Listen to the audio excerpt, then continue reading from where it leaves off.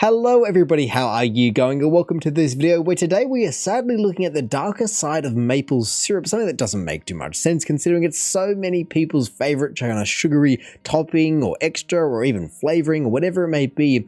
And it's such a kind of traditional and raw and natural element to it as well that makes it even better. But how could it be dark? Oh, Okay. sugar in Where it this is going to be going. in my blood. Okay. I like the freedom of being my own boss and being out in the woods. Fair enough. Man, that looks... I've had memories of gathering sap up here in this sugar place when I was 15 years old. Wow. That's a I legacy. get a little emotional myself when I start talking about it, you know. We make that syrup, we bought the land, and we put the equipment in the sugar camp. Right. Why should anybody be telling us that the product is not ours to do as we please? Whoa, okay then. Well, I guess, if I have to be guessing, somehow there's a monopoly on the actual production of maple syrup? How is that even a thing? I mean, I feel like, especially considering Canada has like oil drums, so to say, maple 44-gallon oil drums of syrup just in reserve, I can imagine that they try and kind of make as much as they can get their hands on to some degree, as it's such a weird but makes sense in terms of pricing, but such a good stock take or price reserve. And especially considering it is such an old and traditional product to be manufacturing, and obviously it's been refined both in process and in kind of end result in modern times, but at the same time to be kind of controlling what somebody's doing surrounding something that is just tree sap boiled down in an essence of it. I don't see how you can be doing that. So what is it actually going to be? In Quebec province, there's about 7,400 farms who are producing maple syrup. Wow. And they decided back 50 years ago to sell together as a common group. Whoa, okay. Wow, like they unionized the maple Modern syrup. nature every year is not generous. Okay. The price of maple syrup is very variable from one time to another one. So we have to make sure that the market is with a stable amount of maple syrup. When I see an image like that, I don't know what, it just makes me smile, laugh and cry at the same time. The fact that it's kind of reduced to being in a form like that compared to obviously being so beautifully displayed, let's say, through all these different glass bottles and shapes, and people kind of being able to enjoy its color and richness, compared to this where it just feels like you really governmentize it or something. Like, I don't know, it's just such a crude oil and a crude way to be storing it, just in white barrels. I guess, does oil get stored in white barrels? Or are they black barrels? I mean, I can only assume that perhaps the white barrels are going to be going through more processes to make it even more food safe, as an oil drum, maybe it has to be super clean, but to be meeting food standards, I can't imagine it has to be that clean. But still, the entire idea makes sense when it's explained and you have the context of why, considering it can be so expensive and the fluctuations. Like he just said, Mother Nature isn't always the kindest, and you have all these farms banding together and you have high sale years and low sale years. So having warehouses like this makes sense, but man, does it just not look traditional at all. If you saw that, no one in their right mind would ever say there was maple syrup in that if you didn't know it. Now the market is more stable, and value of maple syrup is maybe 20 times more than the value of crude oil. Whoa, that much more?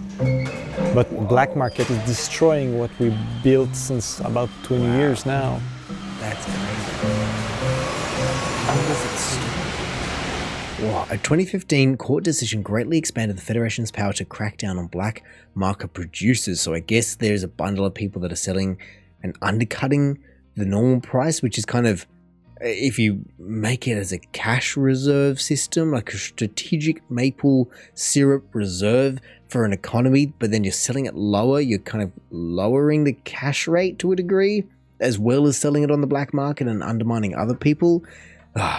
It can be so convoluted and so complicated, but at the same time, people are just making something. And so if you're, what are they doing? They're limiting the amount they can make to falsely prop up the price of the syrup, but they want that. because it's 10 to 20 times more than the crude oil, and so they're using it as an economic reserve. But if you produce more, oh, that's so convoluted. That's so ridiculous. I can only presume that's what the problem is. That's crazy. I mean, like I said though, in this form, when it's just barrels on barrels, obviously sealed, how long would it truly last? I mean, it's a sealed product and it's sugar, so kind of like honey, does it ever go off to a degree? Surely it changes its consistency to a degree, but I don't know. I feel like surely it's a food product still, and there's going to be bits in it. Yes, that's been boiled, but can it last as long as they need, or is it have a 20-year lifespan, a 5-year lifespan, a 2-year lifespan, and you have to be rotating it out? Because of course that is also then going to be eating into what people can produce, because you can't be having more coming in than you have going out. So you hope that people are making pancakes and waffles left, right, and center. I mean, we can see that there is different drums there. Plastic drums, keg drums, blue drums. I wonder why. What's the difference between those and the white drums? He says, I'm coming to take the Federation's syrup. I said, it's not the Federation's syrup, it's my syrup. Damn. They took everything. What? They then left one can for my family. What? They just came and took it. They put security guards to watch over us and watch over the syrup so that we can't sell any. What? It's crazy. It's just simple crazy. That's crazy. I mean, I can understand from a very strong-handed point of view limiting the supply that you're making, almost like diamonds. They're treating maple syrup like diamonds, but then to be coming and just taking it all, so then you can't sell any? I guess you don't want that black market, so you're confiscating people's product? That's wild. But then to not leave anything, I mean, I would love to know what this 421 million in reserve was. That it was something ridiculous. 1763, 1777. I wonder, there's no way that that's exactly when they were talking about. But what is this? Oh, they don't move their hand to be able to see what it is, and it's all in French. But man, like you said, to be having that kind of control over such a natural byproduct, it's just tree sap in its rawest form.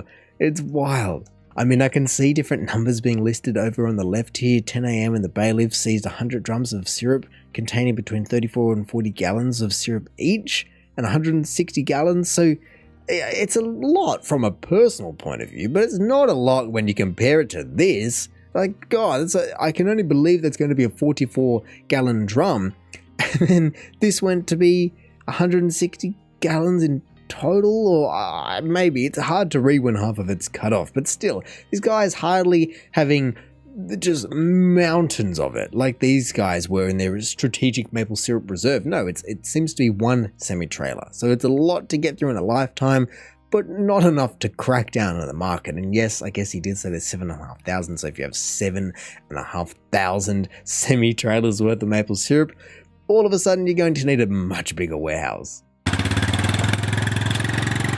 Sometimes you gotta stand up for the truth, you know? We're making maple syrup. It's not drugs, it's not booze, it's not, it's not supposed to be illegal. I can sell my syrup to whoever I want, wherever I want, at the price I want. It should be free market, free enterprise. It's the feeling I have. Crazy. Oh, like you said, I can understand it from both sides. I really can. And from a strong-handed point of view, it makes sense when you are basically creating cash out of thin air, but that's just any product. So it does make me wonder, does the government actually own farms themselves and produce on top of this? Or are they just trying to limit the supply overall to prop up their own costings? Because if they didn't make any at all, I don't know if that'd be better or worse. I feel like if they don't make any at all, but they're still imposing limits on how much can be made, that's insane. I think that's the worst way, because then they're not contributing, they're just taking. Literally, they're just taking. I wonder if they get paid for it or how that even worked. Do they buy his maple syrup in all of his cans, or do they just come and take it? Because both feel completely illegal, but just to be stealing someone's product is insane. When you're a government, I don't even know how that would be a thing. And both at a provincial level compared to a federal level, how are these interactions being and undertaken? Oh, so convoluted. And you can see how people can be very, very upset. Like you said, it should be a free market. Why am I being controlled from producing boiled tree sap? There's no question. Like when you break it down to a simple sentence like that, it sounds ridiculous, but that's what's happening. And I guess that's when you have the commercialization and, like we said, strategic maple syrup reserve. Things get a little bit crazy and you do start having the darker side appear. There was so many decisions from the court saying, no, you're not allowed to do those black market commerce, but they are doing so. Wow. Okay. What you do to stop them? I don't know. Most of the producers in Quebec province are very comfortable about the way we are working. It's only a small amount of producers that doesn't agree. Right. Okay. They benefit for the promotion we are doing. So why they don't have to contribute? If the Federation harasses us so much that I can't tap them trees in sugar next year, I'm going to have to put a for sale sign up out the road. True. Even all of those things where that's people's entire livelihoods and they might have bought back into the maple syrup business, or maybe they didn't even buy into it. Maybe it's generational, but that's how they've always survived. That's your entire livelihood. It's like if you said, well, you're selling too many beef products or you're selling too many pistachios or something. Like, what do you mean? I invested in what I'm doing. I bought land or I planted trees 20 years ago and now I'm tapping them all and I'm producing X amount. And how am I meant to be stopping that? That's ridiculous. I mean, yes, I could technically produce less, but I also have this massive mortgage. So you got to cover my mortgage and my bills and all of those kind of things and my livelihood. And now that I just can't produce anything, and they go, whoa, you shouldn't have been selling it on the black market. It's like, I'm not. What if you weren't even doing that, but you're still being limited? That's just a brutal reality of it when things get too bureaucratic. But I guess through that, the argument they're making is the fact that farmers are kind of getting their prices bolstered, and instead of having just this free market and driving the price down, which would also maybe put some people under if they do have really expensive outlays for whatever reason compared to smaller scale productions where it's just kind of one guy or one family or whatever it may be. You are going to be limiting the supply and driving up the demand and driving up the price. And through that, you can kind of see as well, it's just so weird. And the economic models surrounding it, it just doesn't feel like it should be applied to maple syrup, though. That's the weird part. Like, we're so used to oil and other commodities, but maple syrup, how has it been turned into this economic war device? If the Federation harasses us so much that I can't tap them trees in sugar next year, I'm going to have to put a for sale sign up out the road. That's the harsh reality of it. But they look so good, and I don't know what they are particularly. I don't know why you would have maple syrup pots like that, and I don't know what kind of difference it is, obviously, compared to the bottles of clear things, so to say, clear product, but damn, does it look good. It looks like caramel, and I don't know how similar or different I want to be. see my daughter take over this sugar place. I just hope we can resolve this problem so we can keep on sugaring it. Yeah, see, that's the thing. You know, we gotta preserve this. There's just no two ways out of it. I've been born and raised on this property. Wow. That's where I wanted to end my days. But right now, I don't know. You can see why some people just, that's what they love, that's what they've grown up with, that's what they just dream of doing, or at least there's not even any consideration to possibly do anything else. It's not like, this is what I've always done, but I have my backup to be a fighter pilot or a lawyer or a this or that. Like, it's not a thing. It's like, I make maple syrup and I have these taps throughout all of the trees, and that's what I've always done. And that has to be preserved. And also, like, just to turn off the tap, so to say. What do you mean you just turn off the tap? I mean, yes, if you don't have all the trees tapped, they're just going to be there, just chilling, just living their best life to some degree, but at the same time, for those farmers, it's such a wasted resource then. It's like, well, we have all these trees, and now I have to go down to the store. For the last 100 years, I've made my own, but now I have to go down to the store and pay $20 for a bottle of what I could have made, and it's just a bad product. Like, I just hate it. I've loved my product forever. We've just had it all, whether it be the little cups that look like caramel or a bottle of straight, pure Canadian maple syrup, whatever it may be, it's not the same. And for those people, it would be heartbreaking. For so many reasons as well, whether that's a generational thing where you're the 5th, 6th generation and now you're the end of the line, or you're thinking you may be, to a monetary point of view where you've just put everything you possibly can into this farm and then you're being shut down for whatever reason. Like I said, it doesn't sound like this thing would be imposed on any other type of farmer. I've never heard of restrictions on farming like this, and that's all it is. You're just producing. Like, Apple can make as many iPhones as they really want, and you can sell as many pistachios as you want, but why has this been targeted? Well, we know why it's been targeted, because of these kind of reserves, but it's just such a weird model. And I guess you have bad players in the black market, maybe, used as a scapegoat and an exaggerated example to target everyone, the 7,500 people that are selling together to kind of undermine the government from their perspective. But it just doesn't seem like you should be able to operate on this scale when there's no way, surely, that you can just undermine an entire operation and warehouse like this. And really, at the same time, you're still 10 to 20 times more expensive than oil.